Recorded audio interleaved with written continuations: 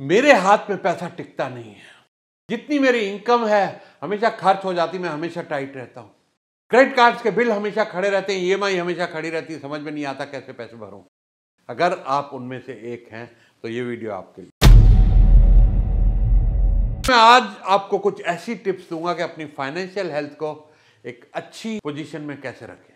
और financial health से मतलब कैश फ्लो पॉजिटिव, आपकी सेविंग रेगुलर चल रही है, आपके बिल सब टाइम पे पेड है और आप कभी भी पैसे को लेके स्ट्रेस और टाइट नहीं होते। नंबर 1 दोस्तों, सेविंग बहुत जरूरी है।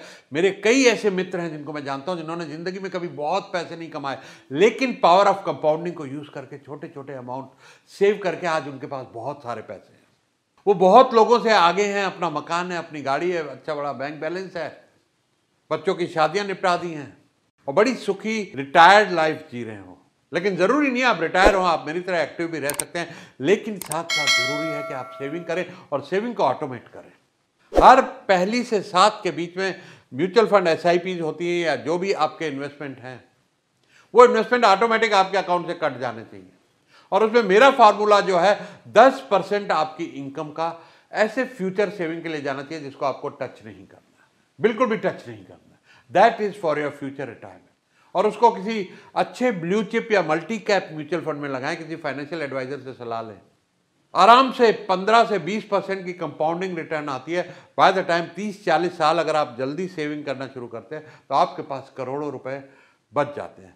लोग अक्सर ये सोचते हैं कि यार ये छोटा छोटा अमाउंट 10,000 20,000 बचा के क्या होगा, कुछ बड़ा कमा लेंगे। कमा ले तो अच्छी बात है, लेकिन अगर ना कमाया तो ओल्ड एज में क्या करेंगे आप। प्लस अपना टारगेट वाइज सेविंग, बच्चों की शादियां करनी है, एजुकेशन है, मकान लेना है, वेकेशन है, गाड़ी लेना है, हर चीज के लिए आप अलग अलग फंड क्रिएट कर सकते हैं और बड़ी एक ऑर्गेनाइज लाइफ जी सकते हैं। तो इसलिए सेविंग बहुत जरूरी है।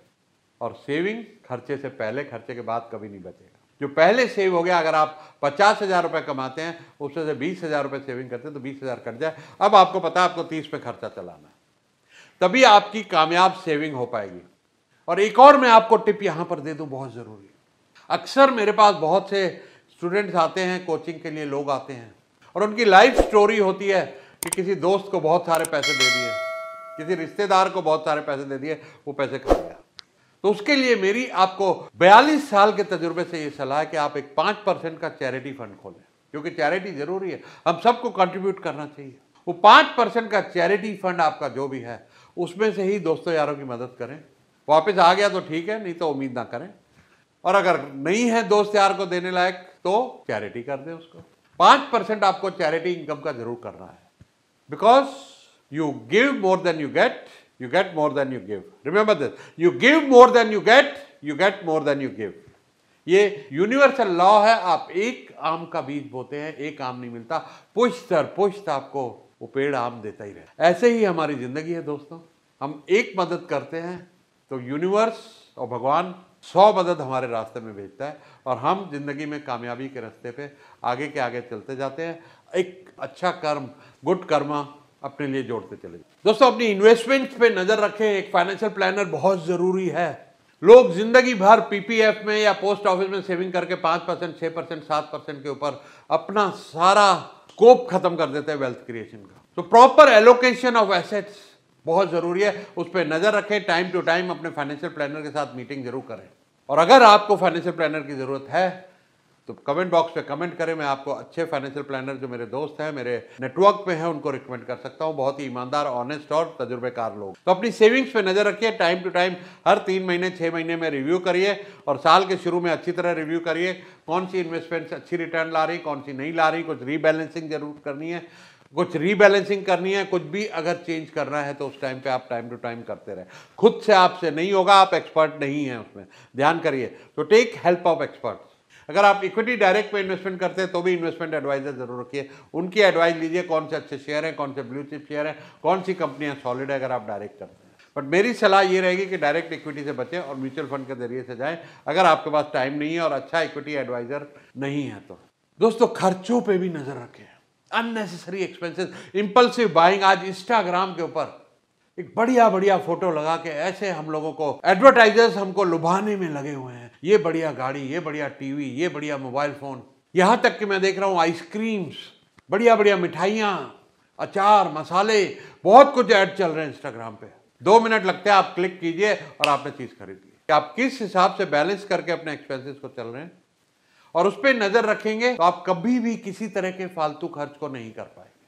दोस्तों, इमरजेंसी फंड के लिए लिक्विड कैश होना बहुत जरूरी है, क्योंकि उस टाइम अगर आप अपनी इन्वेस्टमेंट तोड़ने जाएंगे और कहीं मार्केट डाउन चल रही हो, घाटे में तोड़नी पड़ जाए तो बहुत मुसीबत हो जाएगी। तो एक फंड ऐसा रखिए जिसको हम लिक्विड फंड बोलते हैं, वो चाहे आपके बैंक के सेविंग अकाउंट में हो या बैंक की शॉर्ट टर्म एफडीज हो, दैट्स ऑल्सो ओके। लेकिन वो फंड जो आपको इमीडिएटली अवेलेबल हो किसी भी इमरजेंसी के लिए, वो फंड आपको क्रिएट करके रखना है। तो बहुत सारे सजेशंस इसमें आते हैं कि 5% charity, 10% long term, 10% for emergency fund and 10% for your regular EMIs and everything. बाकी का आप अपने जो डेली के घर के खर्च होते हैं, आपकी ग्रोसरी हो गई, आपकी एंटरटेनमेंट हो गई, मूवीज हो गई, कार का पेट्रोल हो गया, मोबाइल का बिल हो गया, उनके लिए रखें। दोस्तों, एक सबसे खतरनाक चीज है क्रेडिट कार्ड। ये एक ऐसी चीज बनी है जिसने दुनिया को बहुत मुश्किल में डाल दिया। 4% ब्याज लेते हैं, आपको पता है? 41% से 48% तक अगर आप लेट पेमेंट करें तो। और क्रेडिट कार्ड के बगैर आज गुजारा भी नहीं है। बहुत सारी सर्विसेज ऐसी हैं जो आपको क्रेडिट कार्ड पे मिलती हैं। कैश अब इतना हम लोग कैरी नहीं करते, तो कोशिश कीजिए डेबिट कार्ड से खर्चा कीजिए। अगर आप क्रेडिट कार्ड से कर रहे हैं तो मेक श्योर कि ड्यू डेट पे आप पेमेंट कर दें, ताकि आपको एक्स्ट्रा इंटरेस्ट नहीं भरना पड़े। और उसमें एक फायदा और होगा, बहुत सी क्रेडिट कार्ड कंपनियां बहुत अच्छे पॉइंट्स देती हैं जिसमें आप एक्स्ट्रा शॉपिंग, एक्स्ट्रा वेकेशन कर सकते हैं। मैं अमेरिकन एक्सप्रेस का बहुत बड़ा फैन हूँ। पिछले 20-30 सालों से मैं अमेरिकन एक्सप्रेस यूज कर रहा हूँ। बहुत सारी सुंदर बढ़िया वेकेशंस मैंने उनके बोनस पॉइंट्स के ऊपर ली। तो लॉयल्टी पॉइंट्स आपको एक्स्ट्रा मिलते हैं, लेकिन लेट नहीं कीजिएगा पेमेंट। लेट की है आपको लेट चार्जेस भी लग गए और 40%, 48% ब्याज भी पड़ेगा।